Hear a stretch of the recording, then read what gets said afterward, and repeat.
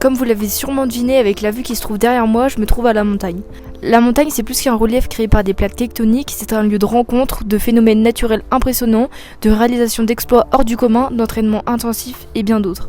Aujourd'hui, on se retrouve pour des anecdotes de sports de glisse comme le ski ou le snowboard. Et je vous invite à voir ma vidéo de l'année dernière sur les sports d'hiver si jamais vous ne l'avez toujours pas vue.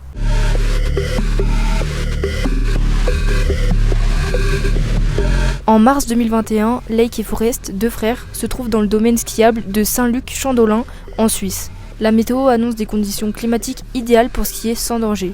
Les deux frères, accompagnés de leurs amis, skient, s'amusent et profitent de cette journée parfaite. Lake et Forest prennent un peu d'avance sur le groupe et skient à deux sur une face de la montagne et sautent même un rocher avant de s'engager dans une descente. Mais c'est à ce moment-là que tout va dégénérer.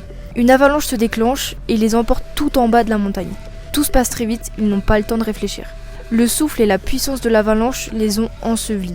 Forest, lui, n'a rien et se relève presque automatiquement. Un seul réflexe, savoir où se trouve son frère. Il l'appelle, il le cherche des yeux, sans succès. Inquiet, il est enfin rejoint par le groupe d'amis et ils entament tous ensemble la recherche. Lors d'une avalanche, les minutes sont précieuses. Chaque année en France, les avalanches tuent une trentaine de personnes. Si on ne réagit pas vite, le pourcentage de survie diminue. La priorité absolue est de permettre à la victime de respirer. La tête doit donc être dégagée le plus vite possible. Heureusement, Lake sera localisé au bout de 2 minutes et on lui dégagera la tête après 5 minutes. D'abord inconscient, il se réveillera vite en sursaut. Les secours arriveront par la suite au bout de 30 minutes à bord d'un hélicoptère. Au final, plus de peur que de mal, il va bien et n'a aucune séquelle. Forest reviendra plus tard sur cette mésaventure avec des images diffusées sur Instagram destinées à sensibiliser le public. Il avoue aussi que la joie et l'adrénaline que nous procurent ces journées de poudreuse nous font parfois perdre notre bon sens, et que la montagne est belle, mais il faut savoir la respecter.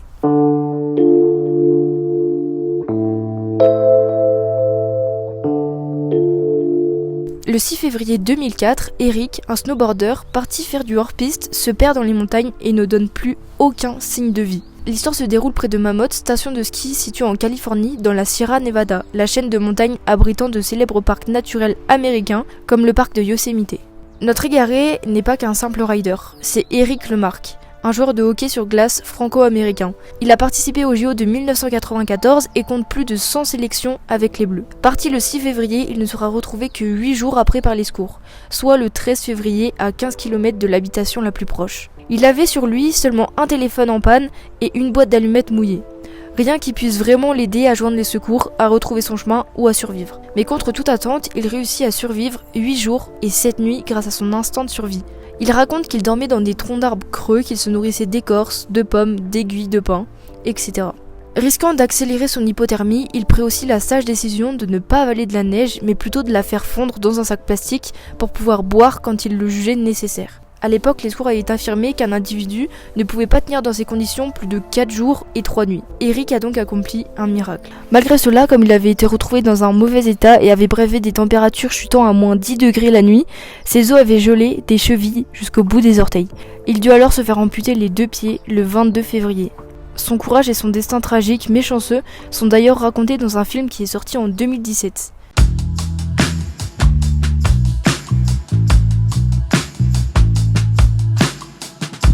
Considéré comme l'un des meilleurs skieurs de tous les temps, vous avez sûrement dû voir ses vidéos renversantes sur les réseaux sociaux. Un skieur passant à travers des terrasses de restaurants, par-dessus un hélicoptère, parcourant le désert. Mais qui est donc ce drôle de skieur ? Découvrons ensemble ce fameux Candide Tovex. Né en 1982 à Annecy, il grandit au milieu d'un environnement montagneux qu'il connaît assez bien.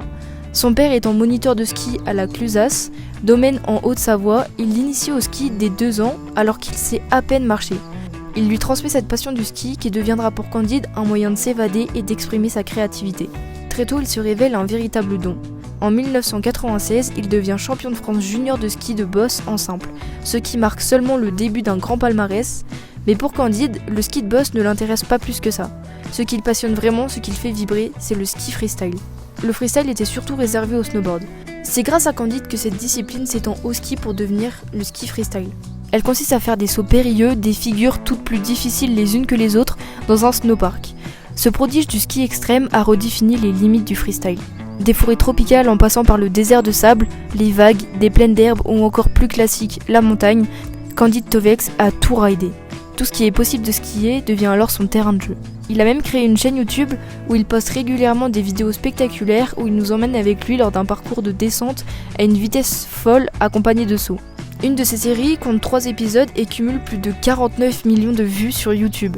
Candide Tovex ne se met pas seulement en scène dans ses vidéos, il a aussi participé de nombreuses fois aux X Games, qui sont les JO des sports de l'extrême et qui est même ressorti avec de nombreuses médailles dans de diverses disciplines comme le Big Air ou le slopestyle. En 2007, lors d'un run mythique, il remporte les Winter X Games avec 95 points sur 100. En bref, Candide Tovex est l'un des meilleurs de sa discipline, un véritable champion et amoureux des sports de l'extrême. Il a révolutionné le ski et réussi à nous faire ressentir des sensations fortes uniquement à travers notre écran.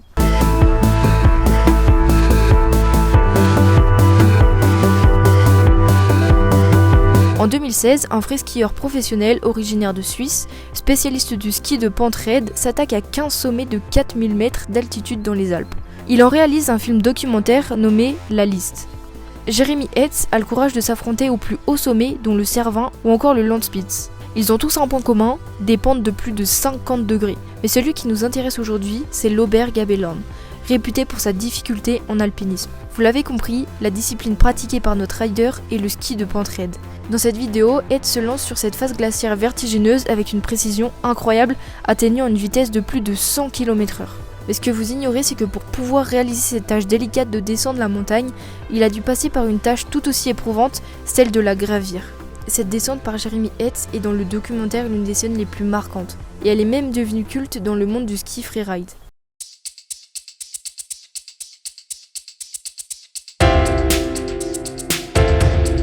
Avez-vous remarqué que les athlètes ont de plus en plus l'habitude de s'entraîner en haute altitude ? Par exemple, lors de la Coupe du Monde de rugby en 2015, l'équipe de France a posé bagage à Tignes, qui est une station de ski dans les Alpes pour établir leur base d'entraînement.